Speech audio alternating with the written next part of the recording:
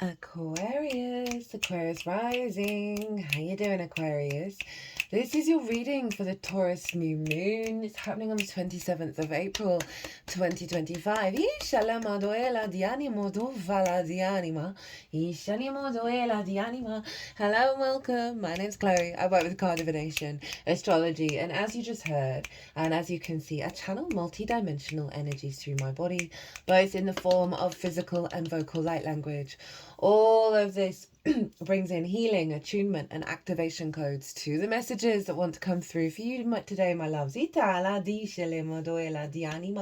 I read for the rising sign. So for those of you who do not have Aquarius in the first house, and at the time of recording, the moon is in Aquarius. It's squaring where the new moon's going to be in Taurus right now. It's the moon's day. That's why I'm doing your sign, Aquarius. So as I said, I'll read for the rising sign. So for those of you who do not have Aquarius in the first house, look to the house it does fall in your natal chart. Look to the themes of that house, and you want to apply those themes along with all the other meaning you've got going on in the sign of Aquarius to the messages that come through, because it will be as if that Aquarius energy, wherever it falls in your natal chart, has now energetically moved to the first house. So when I talk about the astrology for the rising sign, it will always still link in. You've just got to add on your own natal chart meaning on top of it. For example, I've got Aquarius over in the 7th house. I've got my moon there and I've got my Jupiter there. So I'd apply all of that meaning to what comes through in this reading. As always, take what resonates, leave what doesn't. So before I kick off on your personal reading, Aquarius, there is a collective reading for this moon where I break down the astrology in way more detail of the exact moment of the new moon, how all the celestial bodies are talking to each other, and they form a harmonic blueprint. They form a frequency that gets imprinted into all of us, right? And so that's going to unfold over the next 6 months up until the Taurus full moon. Pull collective tarot cards, channel the messages, and I tap into the most integrated and expansive intention behind this moon. And that way we can apply that big picture intention to all the little details in our lives, the good, the bad, the beautiful, and the ugly. And it helps give us some perspective. So if you want a deeper understanding, pause this video, go watch the collective reading, because I'm going to be touching very briefly on the astrology. I've got a very busy week and I want to get as many of these videos out before my week becomes full blown. And yeah, so it'll just give you a deeper understanding of what's showing up here. In this reading, we are going to be getting 2 cards and the card at the bottom of the deck. And this is tied in with the main message of that new moon, which is it's activating a new blueprint in our physical vessel, right? Taurus is the first earth sign. It's our personal connection to the 3D realm, right? And so we're getting a new blueprint. After all the work we've been doing so far, this is activating a higher frequency linked into divine love. It's ruled by Venus. The moon is exalted in Taurus. Venus is in Pisces. She's exalted in Pisces. She's ruling this moon. It's a really high vibrational download of a blueprint into our physical vessel, that our body, our vessel, we're going to be recalibrating to this frequency over the next 6 months. So we're going to get a card on what that blueprint is, as well as a card on how to amplify that blueprint, right? How to work with it, as well as the card at the bottom of the deck. And we're using so far 2 oracle decks. We'll see if I want to use the third one I've got out during this reading to give us a sort of more information, more of the overview. So Aquarius rising. Oh, did we get a flipper straight away?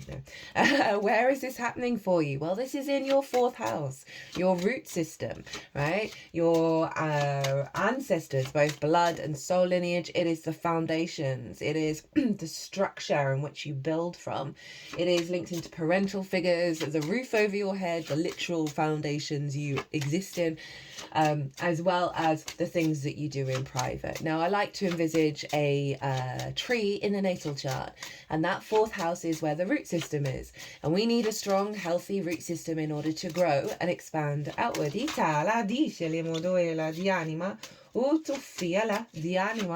And we got a brand new moon happening here.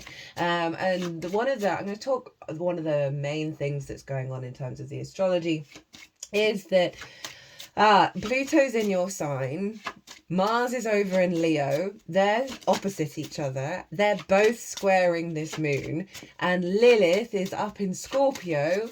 So that means all the fixed signs are being activated opposite this moon and squaring Mars and Pluto. Now, I go into a real deep dive into that in the collective reading, but I'm just going to touch on how this is what's building the foundation. This is what's building the blueprint in regards to this sense of sovereignty and independence, and this our capacity to have the motivation and drive to build from this new blueprint that's in alignment with our universal truth. That is what's going on with Pluto, our rooted power and our will and our independence of Mars. Lilith is also full of power, and all of this is funneling into this new moon. And so that's activating in your houses of the self, where Pluto is, other, where Mars is in Leo, and Lilith is up in your 10th house of life path and career. So all of your core houses, 1st, 4th, 7th and 10th, they're called angular houses. When we have astrology going on in these houses, they are big shifts and big changes going on. So all the fixed signs are kind of going through it. Itala di scelimodoela di anima di scelimoto fiela. And yeah, so it can feel like we're being pulled in lots of different directions when we've got a grand cross. This is a grand fixed cross, but it's a powerful generator. And the trick with any grand cross is, if you are feeling overwhelmed, if you are being pulled in lots of different directions, is to center yourself in the middle, right? Is to pause, allow some breath work, allow a clearing of your energy. And then once you've cleared your energy, ask which sign, which house wants to be worked with in that moment, rather than letting them all pull you in lots of different directions. Because as I said, this then turns into a very powerful generator where you are rebuilding your foundational blueprint on top of the overall blueprint collectively of in the vessel, in the body, and how we incarnate from a place of fertility and feeling good in the 3D world. That's the Taurus energy. And so this new moon in your 4th of your root system is activating a new higher vibrational frequency, a more integrated frequency in your root system that is allowing you to build from this sort of the being in this incarnation and appreciating this incarnation. Now, there's a lot of trauma in the 4th, you know, got the ancestors and the parental figures, and this really feels like a shifting away from that, given the autonomy and the power of Pluto, Mars and Lilith combined, all activating a real softening of the moon and allowing that softening in the vessel to release stuff that's linked into other people's expectations, other people's agenda, other people's wounds, and really allowing you to step into your power. Itala di Shelim, all this deck's been very specific. Oh, hello. Itala di Shelim. Okay. Dia la maduela di whoa. All right, Aquarius. Itala di anima. We're going to get the oracle cards while I'm finishing up speaking about it. So Venus, the ruler, and I love how it's fixed, right? So fixed, once it gets going, keeps on going. So it's really establishing a new frequency in your fixed energy of how you build in the world. Now Venus, the ruler of this moon, is still in Pisces, in her realm of exaltation, or the qualities of Venus are raised on high, as it is with the moon. The moon is exalted in Taurus, so we've got these two exalted energies, really powerful energies working together.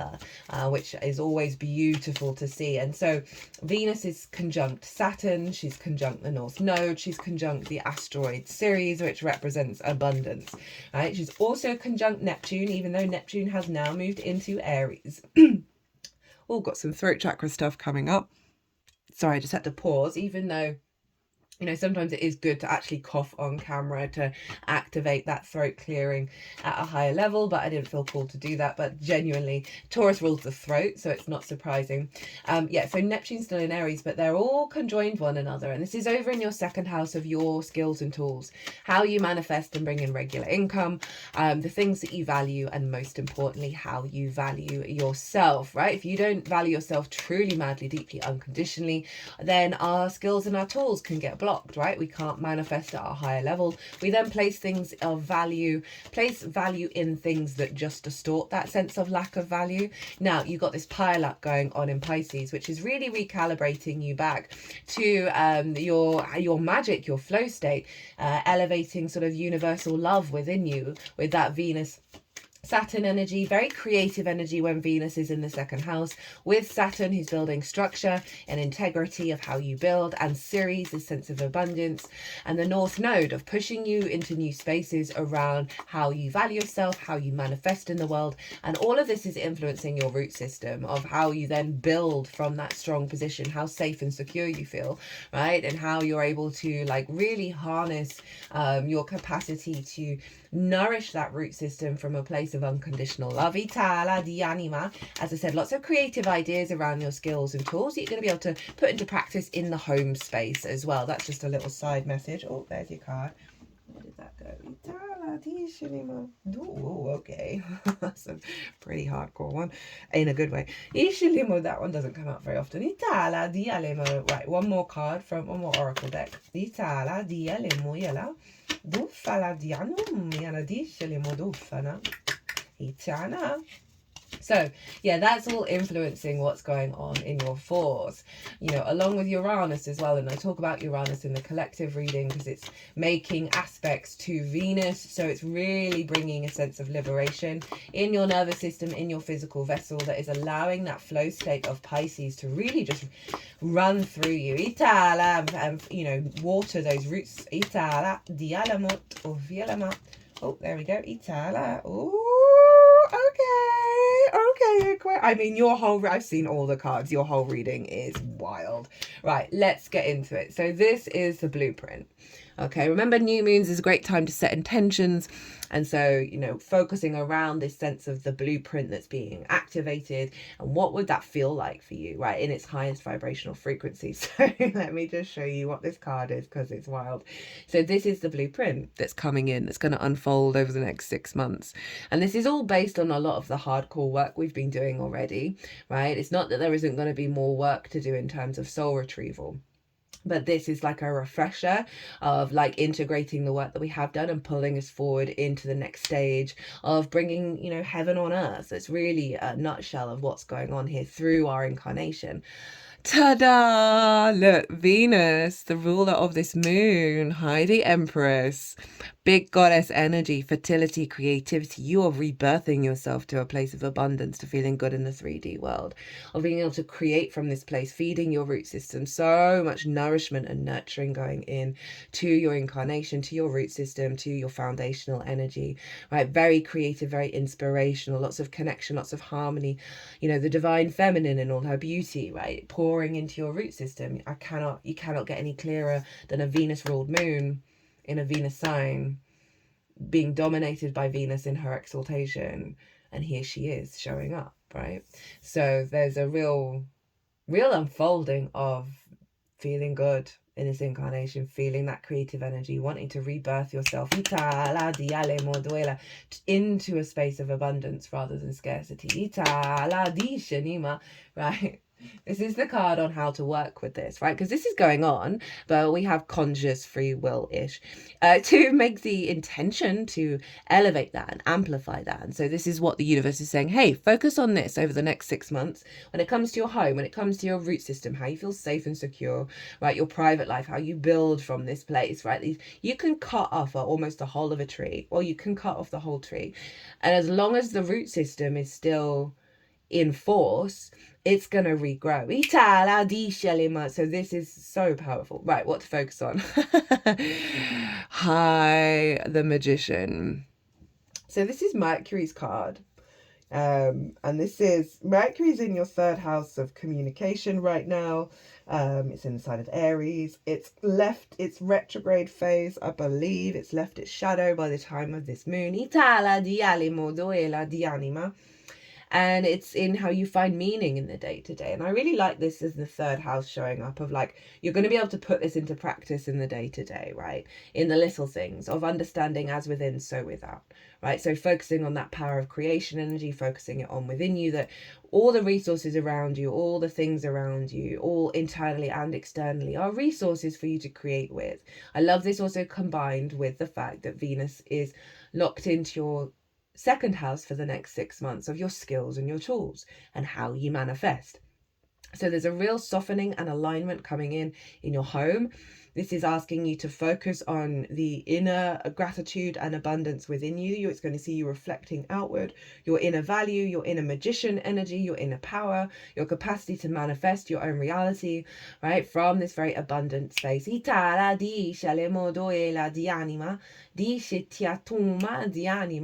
might want to look to where your Mercury is, because that might bring in some extra energy around how to work with the magician. But it's about you being in your power, right? And you knowing you're able to create your own reality. And what would that look like, right? What would that feel like? And focus on that rather than the distortions, rather than things that aren't happening. Very damn powerful, Aquarius, right? 2 major arcana as your main cards. So what have we got at the root? What have we got at the root of this energy? We've got the Queen of Pentacles. Ooh, Taurus got this for their main card. So this is at the root of this. So it's really doubling down. You have a lot of nurturing, loving, maternal, feminine, yin energy, right? The desire to cultivate, to hold space, to nurture, self-care, to, you know, really love and cultivate that self energy, right? Again, very abundant. It's very similar energy to the Empress. Very fertile, you know, being able to observe and cultivate and bring depth and nuance to this alignment of how you feel nourished in your root system, that's having a knock-on effect of you activating your own magic. So this is at the root of this. This is, you know, as I said, really doubling down on that Empress energy of real self-care, self-love, manifesting from your roots, from your sense of self, and getting a lot of energetic support I'm now feeling from the ancestors around you that is facilitating this rebirth.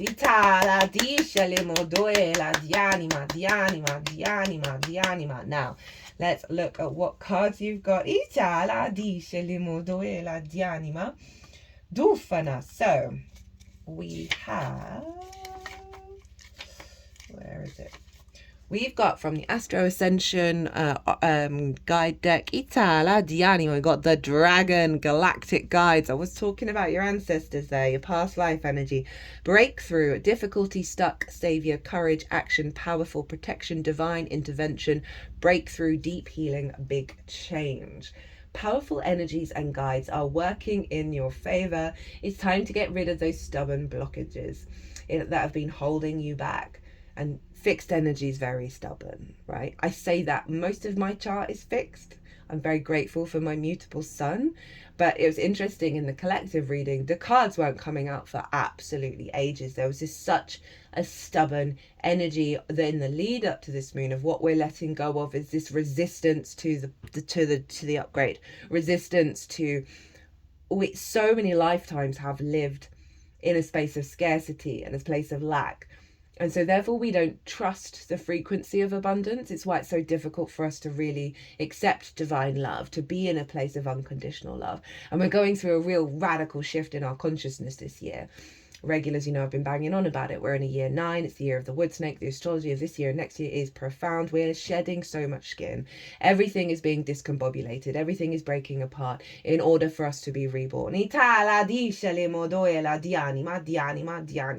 And so we can really resist the good changes, especially fixed energy. Just it's generally just stubborn, and Taurus is even more stubborn. It's the bull, it's earth, it's slow. So this feels like part of this is the lead up. Right, you're going to go through a big breakthrough, right? Some deep healing in order to be able to accept what's going on here.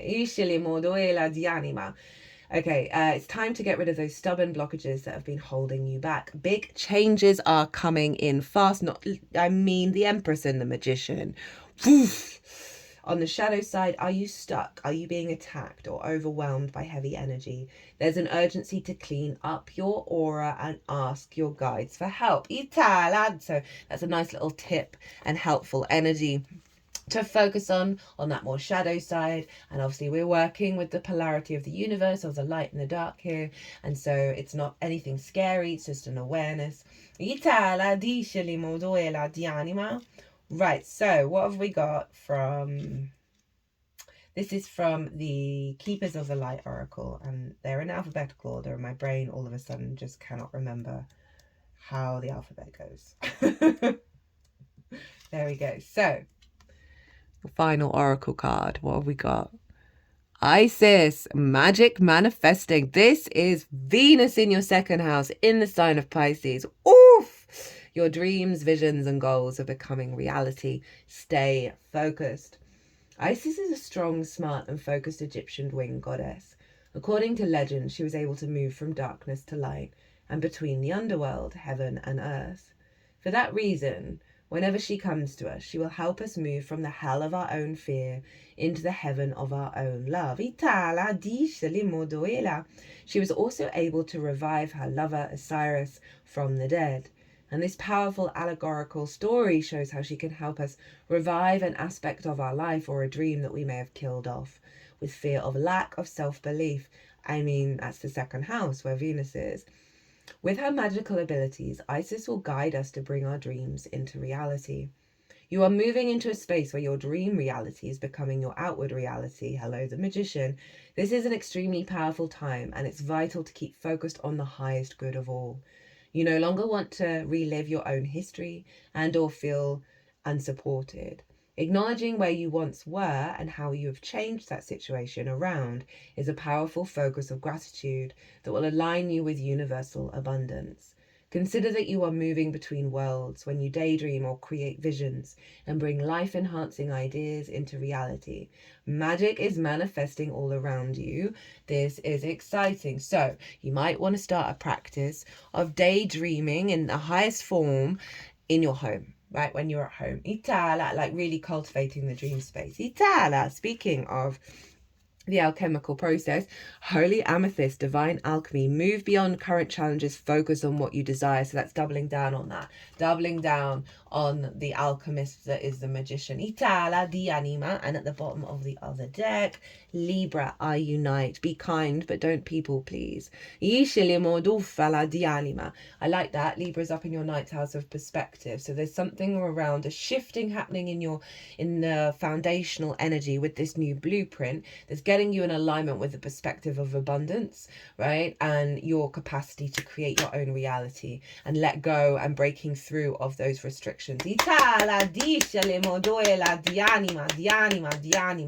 Right, my lovelies. I don't know why I went a bit West Country there. Be good to yourself. Oh, right. I hope you enjoyed this reading. I hope it resonated. As always, it's an honor and a privilege to read for you, to bring this through. If you want a personal reading, my website is everywhere. Or you can email me directly. Aquarius.